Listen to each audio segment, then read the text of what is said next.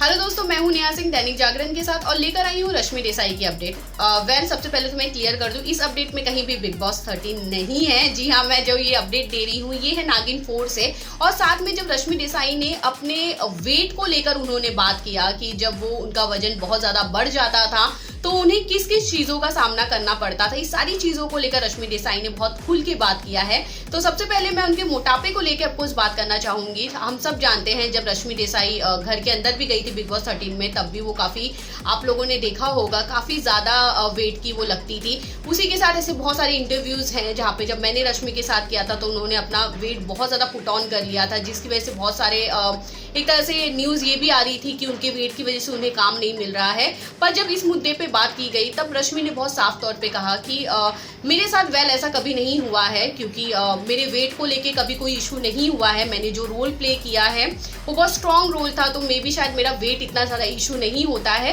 पर जी हाँ, ये बात कहीं भी झूठी नहीं है और इस बात में पूरी सच्चाई है कि आपको, अगर आप एक्टर हैं तब आपको फिट रहना उस वक्त बहुत ज़्यादा ज़रूरी है, क्योंकि आप स्क्रीन पे कैसे लगते हैं ये बहुत ज़्यादा एक तरह से आपके लिए बहुत ज़्यादा इम्पॉर्टेंट होता है। क्योंकि आप स्क्रीन पे आप जितने होते हो आप उसकी कहीं ना कहीं 40% आप ज़्यादा दिखते हो, जिसकी वजह से आप अगर पतले हो तब जाके आप एक नॉर्मल बॉडी में नज़र आते हो। तो जी हाँ, ये तो है कि आपको अपनी फिटनेस पे पूरा ध्यान देना चाहिए। और मैं भी बिग बॉस 13 से निकलने के बाद ऑफकोर्स मैं अपने ऊपर बहुत ज़्यादा ध्यान दे रही हूँ और कहीं ना कहीं मेरा वेट काफ़ी लूज भी हो चुका था बिग बॉस हाउस में। पर उसके बाद मैं यही चाहूँगी कि अब जिस तरह का वेट मैं कैरी कर रही हूँ मैं ऐसे ही आगे जाऊँ। और बहुत ज़्यादा इंपॉर्टेंट होता है, मैं ये बात हमेशा मानती हूँ कि जब आप हैवी वेट हो जाते हो बहुत सारी चीज़ों का आपको सामना करना पड़ता है।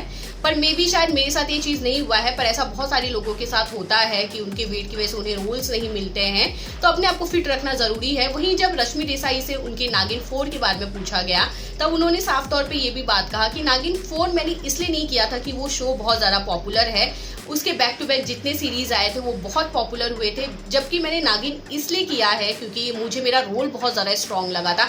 मैं किसी शो का पार्ट इसलिए नहीं बनती हूँ क्योंकि वो शो बहुत ज़्यादा पॉपुलर है। मैं हमेशा वो शो इसलिए करती हूँ क्योंकि मेरा रोल उसमें कितना ज़्यादा इंपॉर्टेंट है। और नागिन की अगर मैं बात करूँ तो मेरे लिए नागिन एक बहुत बड़ी चीज़ है, क्योंकि मेरा जो रोल है वो बहुत ज़्यादा स्ट्रॉन्ग है। साथ में इस तरह का रोल मैंने कभी प्ले नहीं किया था जिसमें मैं नागिन बनूं, इस तरह के रिएक्शन हो, इस तरह के कॉस्ट्यूम हो, तो मैं ये सारी चीज़ें बहुत ज़्यादा इंजॉय कर रही हूँ।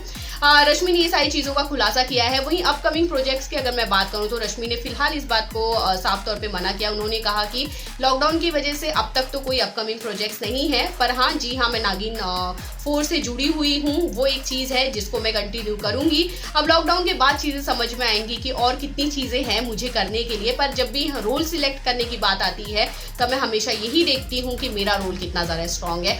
पर रश्मि देसाई ने तो नागिन 4 को लेकर, अपने वेट को लेकर उन्होंने साफ तौर पे ये बात कही है कि वेट लूज करना कितना ज़्यादा इंपॉर्टेंट है, उसी के साथ उनके लिए रोल कितना ज़्यादा इंपॉर्टेंट होता है कि उनका कितना ज़्यादा स्ट्रॉन्ग है। तो ये सारी अपडेट थी रश्मि देसाई को लेकर। पर मैं आप लोगों से ज़रूर जानना चाहूँगी आप कितना ज़्यादा मिस कर रहे हैं रश्मि देसाई को, क्योंकि नागिन 4 की शूटिंग ऐसे खबरें आ रही हैं कि 2 महीने बाद ही शुरू होने वाला है, वो भी कुछ गाइडलाइंस के साथ चीज़ें शुरू होने वाली है। तो आप कितना ज़्यादा मिस कर रहे हैं रश्मि देसाई को, प्लीज़ मुझे कमेंट करके जरूर बताइएगा। बाकी खबरों के लिए इसी तरह बने रहिए दैनिक जागरण के साथ।